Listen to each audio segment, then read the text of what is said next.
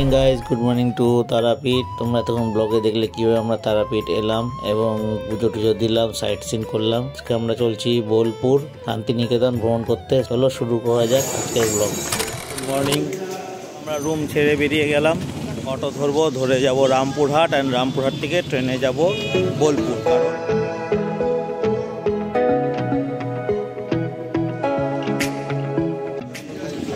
তো চলে এলাম রামপুরহাট স্টেশন। শনিবার ভোরবেলা যখন আমরা গিয়েছিলাম শেয়ারে, তখন নিয়েছিল ভাড়া 40 টাকা করে, 4 4 16, 160 টাকা, অ্যান্ড এখন পড়লো আমাদের রিজার্ভে 250 টাকা। চলে এসেছি রামপুরহাট স্টেশন। তো টিকিট নেওয়া হয়ে গেল, কম্পিউটারাইজ টিকিট। এখানে একটা মেশিন আছে, অ্যান্ড এখানে একটা মেশিন আছে। 5টা টিকিট নিল 100 টাকা। এখানে দেখো মাত্র 1 2 মানে ফাঁকাই হাতে হাতে পেলাম। আর আমার পেছনে দেখো, এদিকে দেখো টিকিটের কাউন্টার কত ভিড়। আমি গেলাম আর সাথে সাথে টিকিট হয়ে গেল। আর ওখানটায় প্রায় 10-15 মিনিট ধরে দাঁড়িয়ে দাঁড়িয়ে লাইনে মানুষের টিকিট করছে। ভাই একটু তো অ্যাডভান্স হও। ফাইনালি আমরা বর্ধমান লোকাল ট্রেনে, ট্রেন ঢুকেছে 9:45, কিন্তু ছাড়বে হলো 9:30।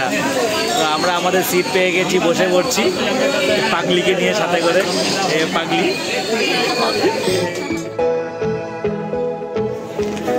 নেমে পড়লাম বোলপুর স্টেশনে। ঘড়িতে বাজে 6টা 57। আর ফ্রেশ ফ্রেশ হয়ে শান্তিনিকেতন।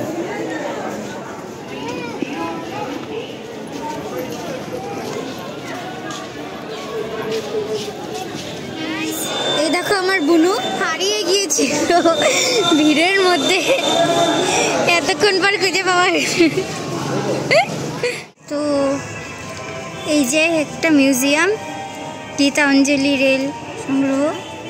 এখানে আমার বাবি দেখো টিকিট কাটছে, কাটার পরে আমরা ভিতরে ঢুকবো, দেখে আসি। মানে এখানে বসে খাওয়া দাওয়ার জন্য আয়োজন আছে, দেখো কি সুন্দর। এই দেখো চেয়ার টেবিল আছে বসার, অসাধারণ জায়গা। এই দেখো এখানে রবীন্দ্রনাথ ঠাকুরের জাতি যে ছিল আমার স্বপ্ন চারিণী, তারে বুঝিতে পারিনি, তারে বুঝিতে পারিনি।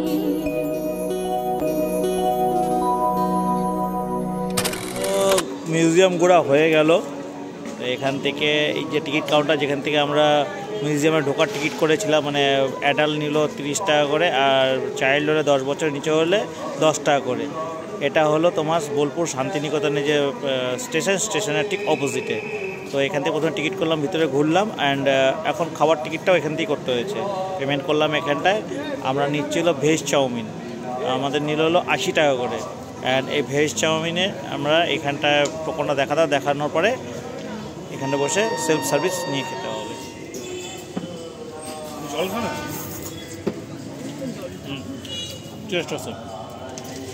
সোনা কেমন লাগলো?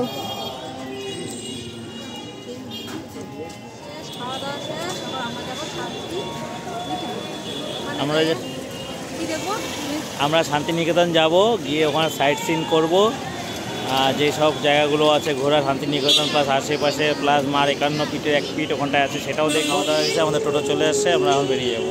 তো আমরা বেরিয়ে পড়লাম জয়ন্তদার টোটোতে। উঠলাম আমরা ওই 12:15 দিকে গাড়িতে, অ্যান্ড 5টা অবধি উনি দাদা ঘোরাবেন। তো ফুল প্যাকেজ দাদার সাথে কথা হয়েছে, সেটা হলো 1200 টাকা। বিশ্বভারতী সেন্ট্রাল লাইব্রেরি, এটা হচ্ছে আনন্দ পাঠশালা। গাছের তলায় এখনো অবধি পড়াশোনা করা হয়, বোঝাই করা কলসি গাড়ি। হ্যাঁ, যে বট গাছটা দেখালাম, এই বট গাছটার তলায় আমাদের বিশ্বকবি রবীন্দ্রনাথ ঠাকুর কোমরপাড়ার গরুর গাড়ি কবিতাটা লিখেছিল।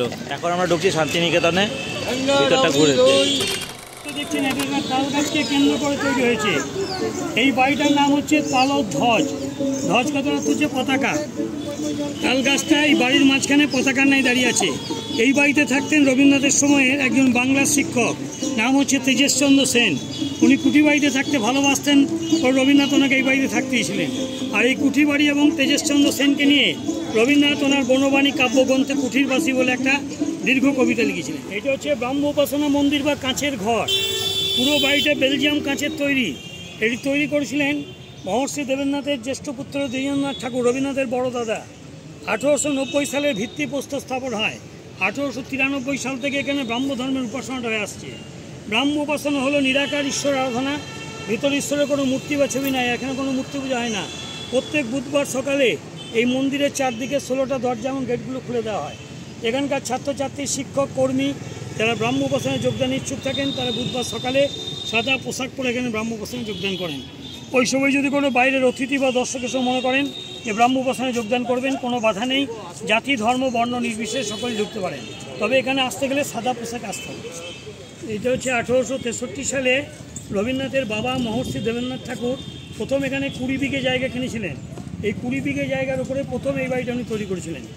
প্রথমে একতলা, পরে দোতলা। আর এই বাড়ির নাম রাখলেন শান্তিনিকেতন। এই বাড়ির নাম অনুসারে সমগ্র এলাকাটার নাম শান্তিনিকেতন হয়েছে। আর 1901 সালে রবীন্দ্রনাথ ঠাকুর এই বাড়ির দোতলার ওপরে প্রথম বসবাস শুরু করেন। এই বাড়ির ওপর থেকে উনি গীতাঞ্জলির বেশ কিছু গান, কবিতা লিখেছিলেন। রবীন্দ্রনাথ যে নাম দিয়ে গেছিলেন সেই নামে আজ গোটা শান্তিনিকেতন এই নামেই চেনে। এটার নাম হচ্ছে ফাগুন বউ। ফাগুন বউ মানে এটা ফাল্গুন মাসে এই গাছের সমস্ত পাতা ঝরে যায় আর ফুলে ফুলে ভরে যায় হলুদ ফুলে। এই জায়গার নাম হচ্ছে ছাতিমতলা। ছাতিম হচ্ছে একটা গাছের নাম। শান্তিনিকেতন কিন্তু প্রথম এই জায়গা থেকে শুরু হয়েছিল।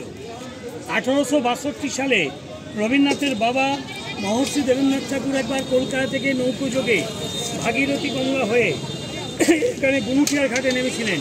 ওখান থেকে নেমে উনি পালকিতে করে সামনের এই রাস্তা ধরে যাচ্ছিলেন। এখান থেকে 10 কিলোমিটার দূরে রায়পুর বলে গ্রাম আছে, সেখানকার জমিদার বন্ধুর নাম ছিল ভুবন মোহন সিংহ। ওনার বাড়িতে নিমন্ত্রণ রক্ষা করতে যাচ্ছিলেন। যাবার পথে উনি দেখলেন এখানে বিস্তীর্ণ ফাঁকা মাঠ, আর মাঠের মাঝখানে ছিল দুটো বিশাল বড় বড় ছাতিম গাছ। উনি এই ছাতিম গাছ লক্ষ্য করে পালকিটাকে থামালেন এখানে কিছুক্ষণ বিশ্রাম নেওয়ার জন্য। আর উনি ছিলেন ব্রাহ্ম ধর্মের উপাসক। ব্রাহ্ম উপাসনাটা উনি ছাতিম গাছের নিচেই সেরেছিলেন। উপাসনা সারার পর উনি এখানে প্রাণের আরাম, মনের আনন্দ, আত্মার শান্তি লাভ করেছিলেন। যার বাণী ওখানে লেখা আছে, তিনি আমার প্রাণের আরাম, মনের আনন্দ, আত্মার শান্তি। তখন উনি মনে মনে নির্জন জায়গাকে উপাসনা স্থল সে বেছে নিলেন। এই জায়গার ছিল রায়পুরের জমিদার ভুবন মোহন সিংয়ের, যার বাড়িতে উনি নিমন্ত্রণ রক্ষা করতে যাচ্ছিলেন। ওনার কাছে গিয়ে যখন উনি জানতে পারলেন জায়গাটা ওনারই জমিদারি, উনি বললেন যে ছাতিমতলায় যদি কিছুটা জায়গা আমাকে দিতেন তাহলে আমি এখানে আশ্রম তৈরি করতাম, ব্রহ্মচর্য আশ্রম। তার উত্তরে ভুবন মোহন সিংহ বলেছিলেন, আপনি সুদূর কলকাতা থেকে বীরভূমের মতো অখ্যাত জায়গায় যখন আশ্রম করার জন্য আসছেন, কিছুটা কেন ছাতিম গাছের তলায় দাঁড়িয়ে আপনার চারদিকে যতদূর দৃষ্টি যায় সমস্ত জায়গাটা আমি লিখে নেন, আমি আপনাকে দানপত্র করে দিচ্ছি। কিন্তু মহর্ষি দান গ্রহণ করতে রাজি হলেন না। 1863 সালের 1 মার্চ ভুবন মোহন সিংয়ের পুত্র প্রতাপ নারায়ণ সিংয়ের কাছ থেকে আলিপুর কোর্টে মাত্র 1 টাকা দিয়ে 20 বিঘে জায়গা কিনলেন। এই 1 টাকা দিয়ে কেনার ফলে আইনের কিছু গণ্ডগোল দেখা দিল, সেই জন্য বাৎসরিক 5 টাকা আরে মৌরসি পাট্টা বা খাজনা দিতে হতো। এরপর 1901 সালে রবীন্দ্রনাথ ঠাকুর এলেন 40 বছর বয়সে।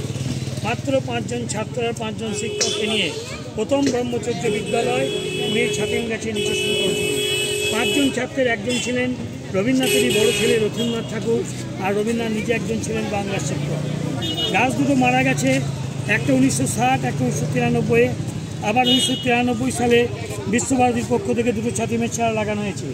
ওই যে বেদির মাঝখানে যে গোলাপি রঙের 4 কোণে ঘেরা জায়গা, তার ভিতরে একটা, আর এই মাধবীলতার মাথা রয়েছে তার পাশে একটা। এছাড়া বেড়ার 4 কোণে 4টি ছাতিম গাছ লাগানো। এই গেটগুলোকে বছরে দর্শকদের জন্য 2 দিন খোলা হয়। 7ই পৌষ এখানে যে পৌষ মেলা হয়, সেই পৌষ মেলার উদ্বোধন অনুষ্ঠানটা 7ই পৌষ সকাল 7:30টায় এখানে প্রদীপ জ্বালিয়ে ব্রাহ্ম উপাসনার মধ্যে দিয়ে এবং সবশেষে এই আগুনের পরশমণি ছোঁয়া প্রাণে এই রবীন্দ্রসঙ্গীত গান গাইতে গাইতে বেদি প্রদক্ষিণ করে উত্তরায়ণে গিয়ে পৌষ উৎসবের সূচনা হয়। আরেকদিন হচ্ছে 6ই মাঘ মহর্ষি স্মরণসভা বিকেল 3টেয়। এই 2 দিন গেট খোলা থাকে, বাকি 3 দিন বন্ধ।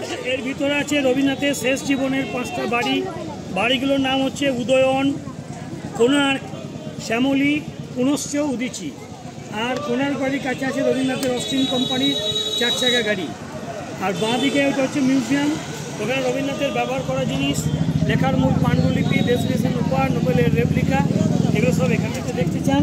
আপনাদের বড়দের টিকিট 100, স্টুডেন্টদের জন্যে 10 টাকা, আর 10 বছরের নিচে কোনো টাকা লাগে না।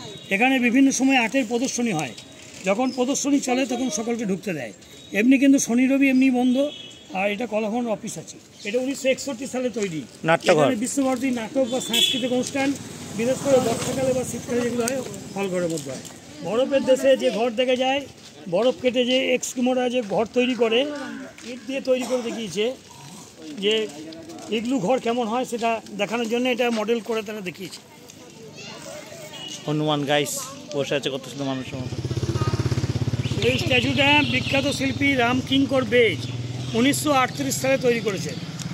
এই স্ট্যাচুটার নাম হচ্ছে সাঁওতাল পরিবারের দেশান্তর যাত্রা। সাঁওতালদের জীবনযাত্রা আগে কেমন ছিল না, যাযাবর টাইপের, এক জায়গায় বেশি দিন কাজ পেতেন না, কাজের সন্ধানে দূর দূরান্তে দেশ দেশান্তরে ঘুরে বেড়াতে হতো। সেটা রামকিঙ্কর বেজ দেখিয়েছেন এক সাঁওতাল, তার কাঁধে একটা বাঁক, একদিকে ছেলেকে বসিয়েছেন, অন্যদিকে বাড়ির জিনিসপত্র, সঙ্গে আছে পোষা কুকুর, পাশে সাঁওতাল রমণী, কোলে বাচ্চা, মাথায় ঝুড়ি, ঝুড়ির উপর চাটাই নিয়ে কাজের সন্ধানে এক স্থান থেকে অনুষ্ঠানে যাচ্ছে। এটা ব্রোঞ্জ কাস্টিং করে একটা নিয়ে হয়েছে কলকাতা সল্টলেকে বিদ্যুৎ ভবনের সামনে একটা বসানো হয়েছে। আর আমাদের উত্তরায়ণের ভিতরে যখন ঢুকবেন টিকিট কেটে, ওর ভিতরেও দেখবেন একটা ব্রোঞ্জ কাস্টিং রাখা আছে। আর এটা রামকিঙ্কর বেজ লোহার রড দিয়ে স্ট্রাকচার তৈরি করে সিমেন্ট, বালি, পাথর, মাটি হাত দিয়ে ছুঁড়ছে। এটার নাম হচ্ছে মালঞ্চ। ওখানে রবীন্দ্রনাথের ছোটো মেয়ে মীরা দেবী থাকতেন। রবীন্দ্রনাথের 3 মেয়ে ছিল, বেলা, রেণুকা, মীরা। ছোটো মেয়ে মীরা দেবী এখানে থাকতেন। আর 1934 সালে রবীন্দ্রনাথ এখান থেকে মালঞ্চ উপন্যাসটা লিখেছেন। এই স্ট্যাচুটার নাম হচ্ছে কলের বাঁশি বা চাল কলের ডাক। রাইস মিলের বাঁশি শুনে 2 সাঁওতাল রমণী হাতে হাত ধরে পিছনে বাচ্চাকে নিয়ে কাপড় শুকাতে শুকাতে মাথায় খাবারের বাটি নিয়ে মিল অভিমুখে ছুটে যাচ্ছে। কেন ছুটে যাচ্ছে না, মিলে বা কারখানায় বাঁশি দেওয়া হয়, যেটাকে বলা হয় কাজে যোগদানের বাঁশি। সেই বাঁশি বেজে যাওয়ার পর কিন্তু আর কাউকে কাজে নেওয়া হয় না। এই রাস্তায় যেতে যেতে হঠাৎ মিলের বাঁশি বেজে গেছে, তাই এরা মিলের গেটের মুখে ছুটতে আরম্ভ করছে। ওই মাছটা ঝাঁকানো যদি আলে একদিকে খোলা, একটা জানলা, একটা বন্ধ। ওই ঘরটায় থাকতেন চলচ্চিত্র পরিচালক সত্যজিৎ রায়। উনি 2.5 বছর এই ঘরটা থেকে পড়াশোনা করেছেন কলাভবন। সামনে যে স্ট্যাচুটা রয়েছে এটাও বিখ্যাত শিল্পী রামকিঙ্কর বেজ 1943 সালে তৈরি করেছেন। এটার নাম হচ্ছে ধান ঝাড়াই। এক সাঁওতাল রমণী ধানের আটি নিয়ে ঝাড়াই করছে। বিশ্বভারতীর মোট আয়তন হচ্ছে 3600 বিঘা বা 1200 একর। চওড়াই হচ্ছে 2 কিলোমিটার, লম্বায় 5 কিলোমিটার। এর দুটো পার্ট, শান্তিনিকেতন 3 কিলোমিটার দূরে আছে শ্রীনিকেতন, যেখানে আছে agriculture college, social work department, যেখানে বিএসডব্লিউ এমএসডব্লিউ পড়ানো হয়, শিল্প সদন, যেখানে বিভিন্ন কুটির শিল্পের কাজের ট্রেনিংগুলো হয়, চামড়ার কাজ, কাঠের কাজ, হাতের কাজ, বাটিকের কাজ, হাতে তৈরি কাগজ, বই বাঁধায়, মাটির কাজ, এগুলো।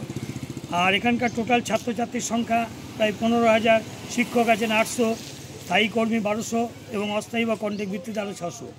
এখানে বিদেশি ভাষা শেখানো হয় 22টা, চীনা, জাপানি, Russian, France, Germany, Arabian, Persian, পালি, তিব্বতী, উড়িয়া, অসমিয়া, মারাঠি, এইসব ভাষাগুলো শেখানো হয়। এবং 300 জন আছে বিদেশি স্টুডেন্ট। এই নিয়ে কিন্তু গোটা বিশ্ব। শান্তিনিকেতনের যে বহির পরিক্রমা সেটা শেষ হলো, সঙ্গে নিয়েছিলাম গাইড।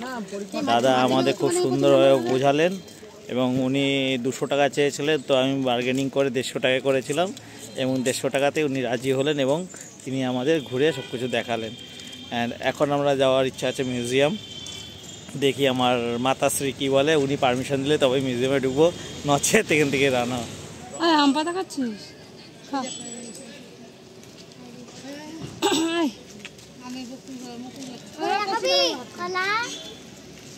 এটা হলো টিকিট কাউন্টার। এখান থেকে দুটো অ্যাডাল্ট 100, 100, 200 আর আমার মেয়ের জন্য 10 টাকা স্টুডেন্ট টিকিট। টোটাল 210 টাকা আমাদের এন্ট্রি ফি। আমরা যাবো মাত্র 3 জন, বাকি মা আর বাকি 2 জন ওরা রেস্ট করতেছে, কারণ ওদের যাওয়ার মতো অবস্থা নেই, ক্লান্ত হয়ে গেছে। তো চলো এবার ভিতরে যাওয়া যাক। আমরা ভিতরে ঢুকে গেছি। সবার আগে এখান থেকে জল ভরলাম, জল খেলাম, মন শান্তি করলাম। এখন ভেতরটা ঘুরে দেখব। সব জায়গায় তো ভিডিও করার অ্যালাউ নেই, যেটুকু যেটুকু জায়গায় ভিডিও করার অ্যালাউ আছে নিশ্চয়ই তোমাদের জন্য ভিডিও করব। আমার পেছনে যে মিউজিয়াম, এই মিউজিয়ামে ঘুরে এলাম, খুব সুন্দর লাগলো, কিন্তু দুঃখের বিষয় এখানটায় ভিডিও অ্যালাউ নেই। অ্যান্ড এখানে দেখলাম রবীন্দ্রনাথ ঠাকুরের জামা, জুতো, মৃণালী দেবীর জুতো, ওনার ওয়াইফ, তারপরে বাংলাদেশ থেকে পাওয়া গিফট, রবীন্দ্রনাথ ঠাকুরকে বড় একটা জাহাজ, তারপরে তোমার আর একটা ছোট নৌকো, প্লাস জাপান থেকে পাওয়া বিভিন্ন পুরস্কার, প্লাস তোমার চায়না থেকে পাওয়া বিভিন্ন পুরস্কার, বাটি বাসনপত্র। রবীন্দ্রনাথ ঠাকুরের নোবেল পুরস্কার পেয়েছিলেন, সেই নোবেলের রেপ্লিকা, অরিজিনালটা তো নেই, দুঃখের বিষয় আমাদের। তো সেরকমই অনেক কিছু রবীন্দ্রনাথ ঠাকুর ইউজ করা, বাট এটা ভিডিও করা যাচ্ছে না, করা হয়নি। এখন বাইরে যেগুলো আছে ওগুলো ভিডিও করব। সুন্দর একটা পরিবেশ এখানটায়, কতগুলো স্থাপত্য দেখাচ্ছি তোমাদের।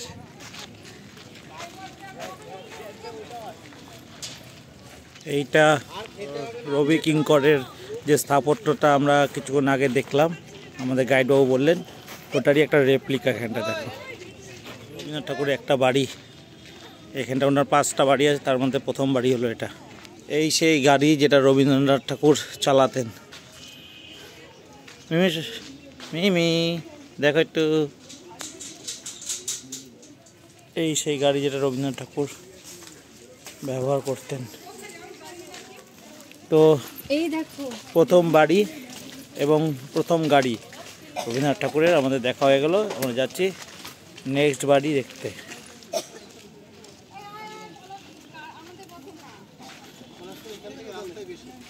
এই রবীন্দ্রনাথ ঠাকুরের আরও একটা বাড়ি, বাড়ির নাম উদিচি, এটা উদিচি। আর এটা পুনশ্চ, এটাও ওনার একটা বাড়ি। এটা আর একটা বাড়ি শ্যামলী, বাড়িটির নাম হলো শ্যামলী। দেখলাম তার মধ্যে এই বাড়িটা একটু আলাদা, পুরোটা বাড়িটাই হলো মাটিতে তৈরি। দেখো এটা হলো লাস্ট কোণার্ক। এটা দেখো তখনকার ব্যবহৃত প্রিন্টিং মেশিন, এই মেশিনে প্রিন্ট হতো। এটাও একটা রেপ্লিকা, যেটা আমরা ওখানে দেখেছিলাম, সাঁওতাল আদিবাসীর ধান মাড়াই করা রাম কিঙ্কর যে বানিয়েছিলেন ওটারই রেপ্লিকা এখানটায়। এটা ব্রোঞ্জের তৈরি। শান্তিনিকেতন আমাদের ঘোরা হলো কমপ্লিট। এখন আমরা এখান থেকে বেরিয়ে যাব। ঘড়িতে বাজে 2:30 অ্যান্ড আমরা এখান থেকে বেরিয়ে গিয়ে এখন যাব সাইট সিন করতে। এখানে অনেক টাইম গেল, আর দেখার কিছু পাইলে না, অনেক গরম। আচ্ছা, শুধু এতক্ষণ ঘুরে ঘুরে গরমটাই দেখলাম, অনেক গরম। আর যে দেখা জিনিসগুলো হ্যাঁ অসাধারণ, এগুলো ছিল অসাধারণ। তো চলো এবার বাইরে যাওয়া যাক। হোটেল কৃষ্ণাদি, এখানে ভেজ থালি অর্ডার দিলাম। 5 জন 5টা ভেজ থালি অর্ডার দেওয়া হলো, 111 টাকা করে। এই আমাদের থালি চলে এসছে। এর মধ্যে আছে হলো ভাত, একটা শাক, আলু ভাজি, দই, চাটনি, পাঁপড়, পোস্ত তরকারি, ডাল এবং ফুলকপি তরকারি। হ্যাঁ দাও। অ্যান্ড এখন চলে আসলো ঘি। খেয়ে বলছি আমার তো জায়গাই নেই।